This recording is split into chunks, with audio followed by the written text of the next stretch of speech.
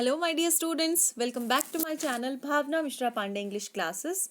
So guys, in this video we are going to cover textual question answers of the chapter Weathering the Storm in Erasma from your book Moments, which is written by Harsh Mandir.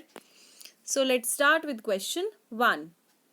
And guys, I already have uploaded the summary of this chapter, so you must go through. Question 1. What havoc has the super cyclone wreaked in the life of the people of Orissa? तो ओडिशा की जो life थी उसमें कैसे तूफान ने completely destroy कर दिया था उनकी लाइफ को. साइक्लोन, सुपर साइक्लोन रेक्ड का मीन्स होता है कम्प्लीटली डिस्ट्रॉय कर देना. और जो वो समुद्री तूफान आ गया था उसकी वजह से उन पीपल की लाइफ कम्प्लीटली डिस्ट्रॉय हो गई थी. So it was a devastating storm. Devastating का क्या मीन्स होता है? हाईली डिस्ट्रक्टिव एंड डैमेजिंग, मतलब बहुत ज़्यादा डिस्ट्रक्शन फैला देने वाला. तो ऐसा स्टॉर्म वहाँ पे आ गया था, तूफान आ गया था, विच वॉश्ड द हाउसेज अवे, जिन्होंने घर तक वो बहा के ले गया था, and destroyed hundreds of villages, और बहुत सारे विलेजेस जो थे उनको डिस्ट्रॉय कर दिया था, नष्ट कर दिया था. It killed thousands of people and uprooted large number of trees. बहुत सारे 1000 पीपल की डेथ हो गई थी, मर गए थे उस स्टॉर्म की वजह से. एंड अपरूटेड, अपरूट का मतलब होता है उखाड़ देना. बड़े बड़े बहुत सारे पेड़ जो थे वो इस तूफान ने उखाड़ दिए थे, जड़ समेत उखाड़ दिए थे. There were dead bodies all around. चारों तरफ डेड बॉडीज दिख रही थी पीपल की. People became homeless and many children who had lost their parents became orphans. और बहुत सारे जो पीपल थे वो बेघर हो गए थे, होमलेस हो गए थे. एंड बहुत सारे बच्चों ने अपने पेरेंट्स खो दिए थे एंड उनकी वजह से वो क्या हो गए थे? ऑर्फन, यानी कि अनाथ. This crazed destruction continued for next 36 hours. और ये जो डिस्ट्रक्शन था, ये जो विनाशकारी जो तूफान था, उसने क्रेज्ड का मतलब होता है wildly out of control, you can say. मतलब इतना ज़्यादा हो गया था कि वो आउट ऑफ कंट्रोल था. और वो कंटिन्यूस ये सिचुएशन कब तक चली थी? फॉर 36 आवर्स तक, 36 घंटे. The condition seemed grim after the super cyclone. And super cyclone जब ये आया था, समुद्री तूफान जब ये आया था, उसकी वजह से जो कंडीशन थी, परिस्थिति थी, वो क्या हो गई थी? ग्रिम. ग्रिम का मतलब होता है बहुत ज़्यादा serious. So this was the condition over there. वहाँ पे पीपल जो थे ओडिशा के, उनकी लाइफ तूफान ने ऐसी खराब कर दी थी. Next question. How has Prashant, a teenager, being able to help the people of his village? तो प्रशांत ने अपने गांव वालों की हेल्प कैसे की? क्योंकि वो तो एक टीनेजर था, टीन एज का बच्चा था. Means On reaching his village, Prashant found deplorable condition all around him. जैसे ही वो अपने विलेज पहुंचा तो उसने चारों तरफ क्या देखी? Deplorable मतलब disgraceful, खेदजनक. He felt sorry for that, मतलब उसको बहुत ज़्यादा दुख हुआ एक तरह से. He had leadership qualities, उसमें बहुत सारी leadership qualities थी. leadership का मतलब होता है नेतृत्व करना किसी का, मतलब आगे, लीडर की तरह आगे रहना, ऐसी qualities थी. So he took the initiative. Initiative का मतलब क्या होता है? उसने एक ऐसे कदम उठाए, शुरुआत करी, टू रिहेबिलिटेट पीपल को दोबारा से लोगों को दोबारा से बसाने की. क्योंकि वो अपने घर खो चुके थे, कुछ अपने पेरेंट्स को खो चुके थे. तो उन्होंने सोचा, किसने? प्रशांत ने, कि किसी तरह से इनको रिहेबिलिटेट किया जाए, इनको दोबारा से बसाया जाए. He made a team of young volunteers. उसने यंग लोगों की टीम बनाई. एंड क्लीन्ड यूरिन मीन्स आपको पता है मलमूत्र इन हिंदी. फिल्ड का मीन्स होता है गंदगी. वॉमिट का मतलब होता है उल्टी. फ्लोटिंग कारकेजेस का मतलब होता है डेड बॉडीज. तो लोगों के शव पड़े हुए थे, पशुओं के, पक्षियों के शव पड़े हुए थे, डेड बॉडीज पड़ी हुई थी. उन्होंने, जो यंग वॉलंटियर्स थे, उन्होंने क्या किया? उनको पूरी तरह से सारी ये चीज़ें हटाई. His team was fully dedicated to serve others. And उसकी जो टीम थी वो पूरी तरह से फुल डिवोशन के साथ, पूरे डेडिकेशन, समर्पण भाव के साथ क्या कर रही थी? सर्व कर रही थी, सेवा कर रही थी.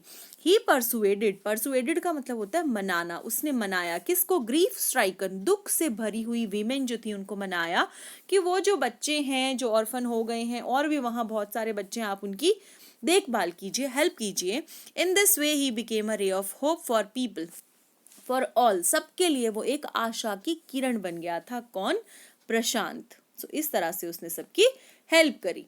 Next question, how have the people of the community helped one another?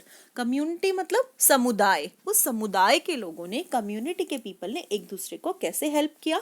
What role do the women of Kalikuda play during these days? और वहां की जो वुमेन थी उस विलेज की, कालीकुडा विलेज की, उन्होंने उन डेज में क्या रोल प्ले किया? तो Prashant took the initiative and mobilized everyone to help one another. उसने क्या किया? प्रशांत ने एक इनिशिएटिव लिया, एक ऐसी पहल करी जिससे कि हर कोई एक दूसरे की हेल्प करने को तैयार हो गया। In this time of distress, निराशा के इस टाइम पे, the people of the community joined hands together. Joined hands together का मतलब होता है हाथ आपस में जोड़ना। क्या करने के लिए? एक दूसरे को हेल्प करने के लिए, यानी कि सबने एक दूसरे का सहयोग किया। एंड स्टार्टेड रिलीफ वर्क, और जिससे ऐसा काम किया जिससे सबको रिलीफ मिले, शांति मिले। Women started working in the food for work program and looked after the orphans। और जो women थी उन्होंने क्या किया? food for work program जो चल रहा था, यानी कि उसमें पार्टिसिपेट किया। एंड जो ऑर्फन, जो बच्चे हो गए थे, यानी कि वो बच्चे जिनके माता पिता की डेथ हो गई थी, अनाथ बच्चे जो थे, उनकी हेल्प करने के बारे में सोचा। एंड ये काम विमेन ने किया, कालीकुडा जो विलेज की विमेन ने। Next question, why do Prashant and other volunteers resist the plan to set up institutions for orphans and widows? What alternatives do they consider? अब जो प्रशांत और उसके साथ की जो टीम मेंबर्स थे, वॉलंटियर्स थे, वॉलंटियर्स का मतलब होता है अपनी इच्छा से क्या करना? काम करने के लिए आगे आना। तो ऐसे पीपल, ऐसे वॉलंटियर्स, तो उन्होंने क्यों रोका? रेसिस्ट का मतलब रोकना। वो स्टॉप को कर दिया वो वाला प्लान कि वो एक इंस्टीट्यूशन एस्टैब्लिश करेंगे एंड ऑर्फन्स के लिए एंड विडोज के लिए कोई इंस्टीट्यूशन एस्टैब्लिश करेंगे। ऐसा प्लान उन्होंने ड्रॉप क्यों किया? क्यों रोका उस प्लान को? So what alternative do they consider? And इसके फिर इसका ऑल्टरनेटिव फिर उन्होंने क्या निकाला, मतलब क्या उन्होंने सोचा इसके अलावा? So Prashant and other volunteers resisted the plan as they felt that it would not be proper to set up separate institutions for orphan and widows। उन्होंने ये सोचा कि ऑर्फन्स के लिए, यानी जो अनाथ हैं उनके लिए, एंड विडोज के लिए अलग से कुछ एस्टैब्लिश किया जाए कोई इंस्टीट्यूशन, तो ये सही नहीं होगा। It would not be proper, ये सही नहीं होगा। The group of volunteers was of the opinion that in these institutions children would not be able to get love and widows would suffer from stigma and stigma of आएगा बच्चे यहाँ पे, ठीक है, stigma of loneliness and isolation। उन्होंने सोचा कि बच्चे जो हैं अगर उनके लिए अलग से इंस्टीट्यूशन एस्टैब्लिश करेंगे तो उनको वो प्यार, वो लव, वो केयर नहीं मिल पाएगी जो उनको उनकी मदर फादर से मिलती थी। एंड विडोज को अगर अलग रखेंगे तो वो क्या होंगी? Stigma of loneliness. यहाँ पे ऑफ लिखना है, मैंने एंड लिखा हुआ है, इसको आपको यहाँ पे क्या करना है? ऑफ। ऑलराइट, तो स्टिग्मा ऑफ लोनलीनेस, यानी कि एक नेगेटिविटी फील करेंगे वो। कौन सी नेगेटिविटी? लोनलीनेस, अकेलेपन की। आइसोलेशन भी वही होता है, दूर रहना मतलब किसी से। तो आइसोलेशन एंड लोनलीनेस की जो स्टिग्मा मतलब नेगेटिविटी वो फील करेंगी कौन? Window women. तो इसीलिए उनके लिए सेपरेट कोई इंस्टीट्यूशन बनाने से बेटर है इस प्लान को ड्रॉप करो। The group decided to rehabilitate them in their own community। और उस ग्रुप ने सोचा कि इनको दोबारा से बसाया जाए अपनी खुद की कम्युनिटी में, यहीं पे इनको रखना चाहिए। न्यू फैमिलीज वर मेड, नई फैमिलीज बना दी गई। कैसे की उन्होंने नई फैमिलीज कैसे बनाई? यानी कि जो विडोज थी, उन्होंने कहा कि विडोज जो चाइल्डलेस विडोज हैं वो क्या करेंगी? वो हेल्प करेंगी, देखभाल करेंगी किसकी? उन चिल्ड्रन की जो कि ऑर्फन हो गए। ऑर्फन यानी अनाथ हो गए, यानी किसी और के बच्चे, उनके पेरेंट्स नहीं है। एंड जो विडो लेडीज हैं, उनके हस्बैंड्स की डेथ हो चुकी है, तो वो क्या करेंगी? वो उन बच्चों की देखभाल करेंगी, तो दोनों का मन लग जाएगा। This was the plan. Alright, now come to next question. Do you think Prashant is a good leader? आपको लगता है कि प्रशांत एक अच्छा लीडर था? प्रशांत अच्छा लीडर है मीन्स इस चैप्टर में। Do you think young people can get together to help people during natural calamities? और क्या आप सोचते हैं कि यंग पीपल जो हैं वो अच्छा काम कर सकते हैं इन नेचुरल कैलेमिटीज में? नेचुरल कैलेमिटीज का मतलब होता है प्राकृतिक आपदाएं, और प्राकृतिक आपदाएं यही होती हैं बाढ़, भूकंप, ये साइक्लोन्स, ये सारी चीजें।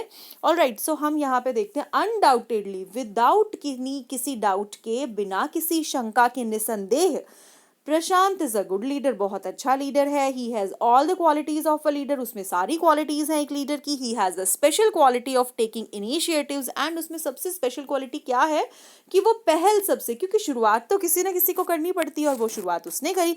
His vision is quite clear, and जो उसका विजन था, जो सपना था, वो बिल्कुल क्लियर था, मतलब जो भी उसने सोचा वो सब उसके सामने क्लियर था कि मुझे ये करना है, ऐसे करना है। ही फेसेस एडवर्स, फेसेस का मतलब सामना करना, एडवर्स का मतलब विपरीत, सर्कमस्टांसेस का मतलब होता है परिस्थितियां। तो उसने सारी विपरीत परिस्थितियों का सामना कैसे किया? करेजियसली। करेजियसली का मतलब होता है बहुत ज्यादा बहादुरी के साथ। So he is a source of energy for others, वो दूसरों के लिए क्या था? एक source of energy, and has great motivational power. Motivational power का मतलब, मोटिवेशन का हमारी लाइफ में बहुत बहुत बड़ा स्थान है guys.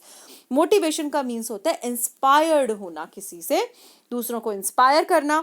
I think that youth is power, और मुझे भी ऐसे लगता है सच में कि यूथ जो है वो अपने आप में एक शक्ति है।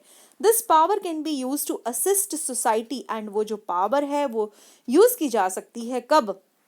जब लोग नेचुरल डिजास्टर में हो, यानी कि प्राकृतिक आपदाएं उन पे हमला कर दें, तब सोसाइटी को असिस्ट करने के लिए, एक तरह से यू कैन से सहारा देने के लिए, तो यूथ जो है उसका यूज किया जा सकता है। Whatever job is assign to the youth, हम कुछ भी काम दे दें यूथ को, यूथ यानी किशोर कह सकते हो आप, है ना, किशोरों को। किशोरों का मतलब जवान जो लड़के लड़कियां होती हैं उनको, क्योंकि उनमें बहुत एनर्जी होती है, एंड अगर उस चीज को पॉजिटिव एनर्जी में पॉजिटिवली लगाया जाए तो वो क्या हो सकता है?